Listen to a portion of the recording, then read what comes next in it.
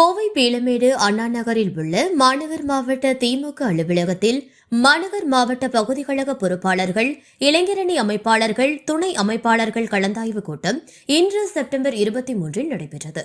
கோவை மாவட்ட திமுக செயலாளர் கார்த்திக், முன்னாள் எம்எல்ஏ தலைமையேற்ற இந்த கூட்டத்தில் பாக இளைஞர் பிரதிநிதிகள் நியமனம், புதிதாக பிரிக்கப்பட்ட மாநகர் மாவட்ட வார்டுகளுக்கு இளைஞரணி அமைப்பாளர் மற்றும் 5 துணை அமைப்பாளர்கள் நியமனம் தொடர்பான விவாதங்களும் பிஎல்சி சரிபார்ப்பு பணிகள் குறித்தும் ஆலோசிக்கப்பட்டது. இந்த கலந்தாய்வு கூட்டத்தில் மாநகர் மாவட்ட துணை செயலாளர்கள் கோட்டை அப்பாஸ், தளபதி இளங்கோ, பகுதி கழக பொறுப்பாளர்கள் துரை செந்தமிழ் செல்வன், நாகராஜ், நடராஜ், சிங்கை சிவா, சேரநாதன், மோகன்ராஜ், பசுபதி, சண்முகசுந்தரம், பரணி, பாக்யராஜ், ரவி, கிருஷ்ணராஜு, தேவசீலன், கஸ்தூரி அருண், சேதுராமன், டெம்போ சிவா, சிங்கை அன்பு, கோவை லோகு, ராமச்சந்திரன், குட்டி என்கின்ற ஜெயச்சந்திரன், மார்க்கெட் மனோகரன், பத்ருதீன், கண்ணன், என்ஜி முருகேசன், பாபு என்கின்ற பாலசுப்ரமணியம், அஞ்சுகம் பழனியப்பன், மாநகர் மாவட்ட இளைஞரணி அமைப்பாளர் தனபால், தகவல் தொழில்நுட்ப அணி அமைப்பாளர் சுரேஷ்குமார், துணை அமைப்பாளர்கள் திருமலை ராஜா,